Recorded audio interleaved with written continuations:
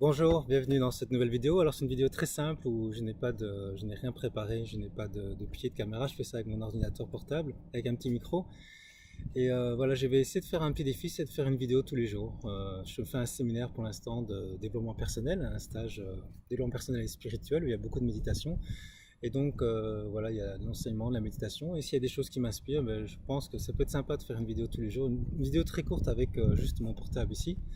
Et euh, J'avais aussi promis, avant de commencer, j'avais promis de faire le résumé de l'effet placebo, ce premier livre que vous avez choisi, que j'avais choisi aussi. J'avais proposé 4. Le prochain sera La science de l'intention. Alors concernant le placebo, c'est vous, c'est le titre du livre.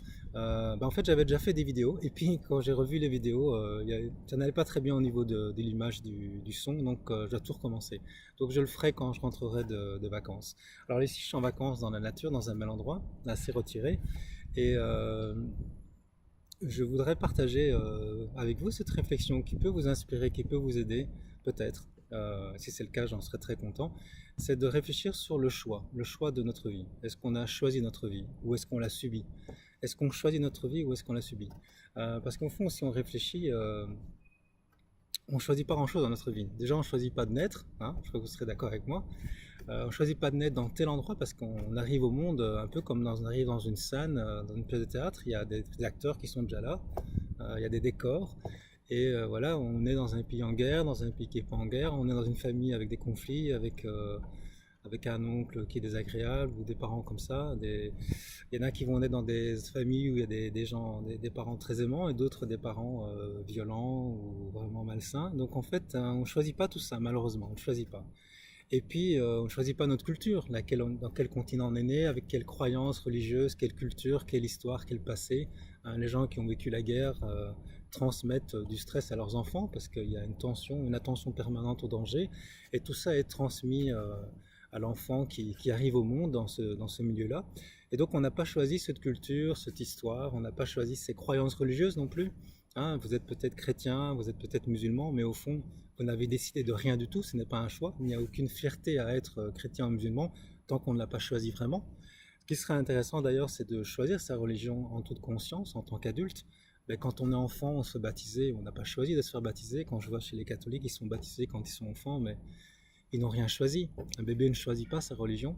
Donc en fait, on croit on croit en Dieu, ou on croit qu'on est athée, ou on croit à Allah, ou on croit au Bouddha, ou autre chose.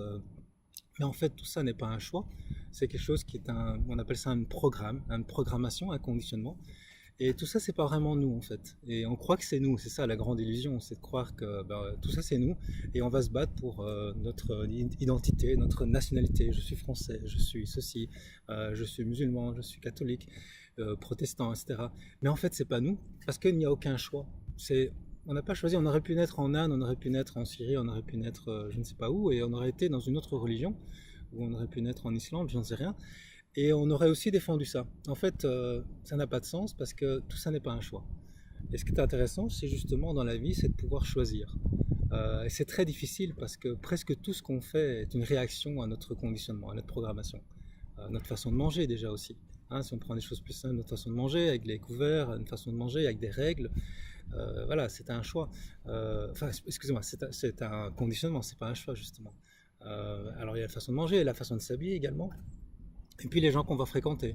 Et puis l'école qu'on va aller, qui va nous conditionner, cette école on l'a pas choisie, on n'a pas choisi nos profs.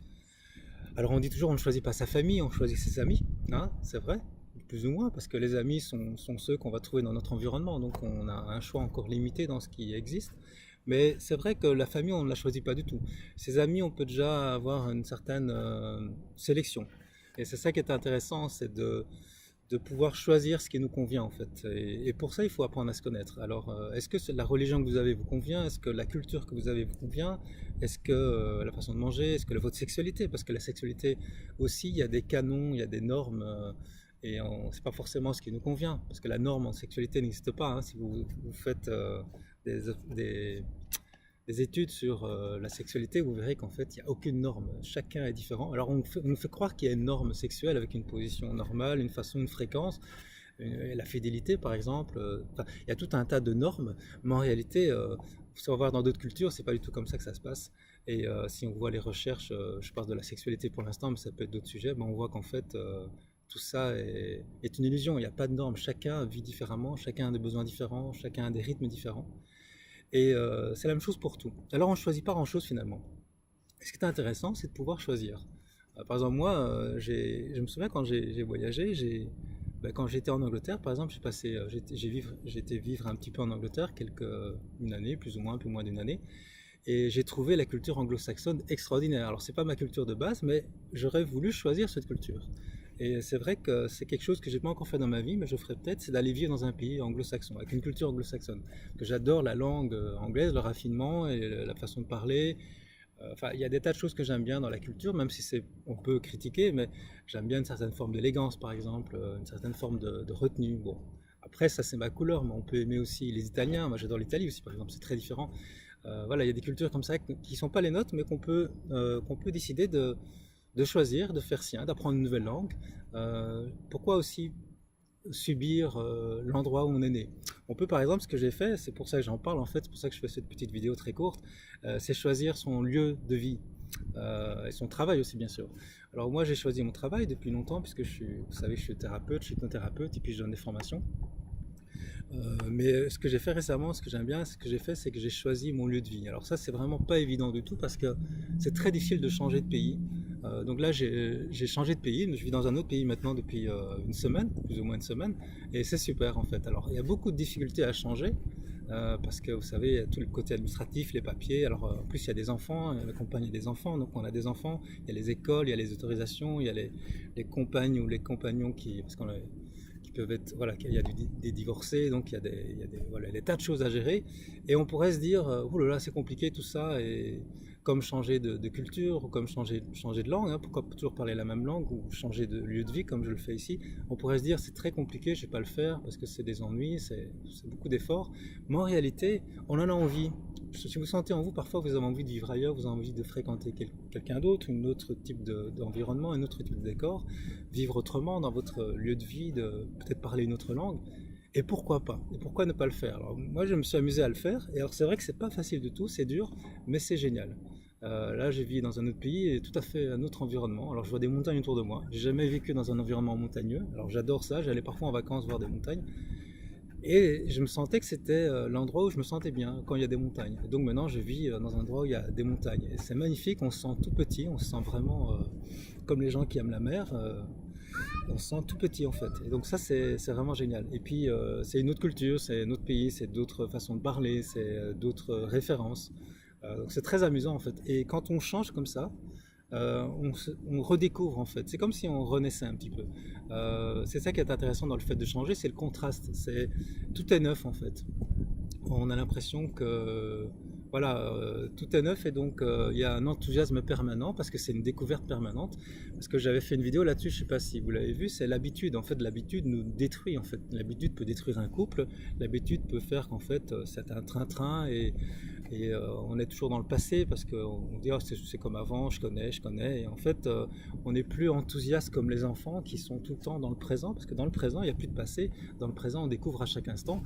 Et donc, ce qui peut nous aider à vivre encore plus dans le présent, c'est justement de changer.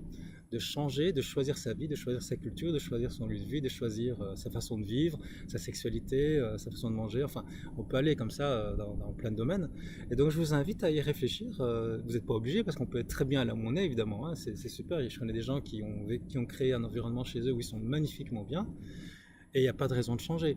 Mais si vous sentez que c'est pas vraiment un choix, voilà, ça s'est fait comme ça. C'est pas une culture qu'on vous a imposée, voilà, c'est des études qu'on vous a imposées, c'est une langue qu'on vous a imposée, mais vous sentez que quand vous regardez un peu ailleurs, ben tiens, ça a l'air plus sympa là-bas, ça me correspond mieux. Mais pourquoi ne pas le faire? Parce qu'en fait, on peut vivre plusieurs vies dans une vie. Qui dit que moi, dans 5 ans, dans 10 ans, je ne vivrai pas ailleurs je suis tenté par d'autres pays aussi, par d'autres cultures, avec d'autres styles de vie. Par exemple, j'adore le Japon avec d'autres codes culturels, c'est très intéressant aussi.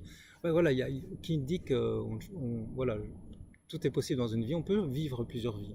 Et je terminerai par dire que un jour je ferai un résumé de ce livre, une infirmière qui travaille dans les soins palliatifs qui explique bien que quand on voit les gens qui sont en train de mourir, les dernières phrases, les derniers échanges qu'ils ont avec cette infirmière, qui recueillent donc leur échange, c'est souvent des regrets. Et dans les regrets qu'ils ont, il y en a 5 principaux, puis il y en a un, c'est de ne pas avoir vécu la vie qu'on aurait voulu vivre. C'est de ne pas avoir vécu ses rêves, d'avoir poursuivi ses rêves. Alors, rêver, c'est magnifique, ça fait du bien. Alors, ce qui est encore plus extraordinaire, c'est de poser des actions pour aller vers ses rêves. Donc, je vous invite à y réfléchir et puis n'hésitez pas à me poser des questions ou à mettre vos témoignages si vous avez changé de vie, si vous avez fait des changements dans votre vie. Ça peut inspirer d'autres personnes qui vont lire le commentaire en dessous de la vidéo et ça peut donc faire du bien autour de nous. Je vous souhaite une bonne journée puis je vous retrouve demain pour une autre vidéo.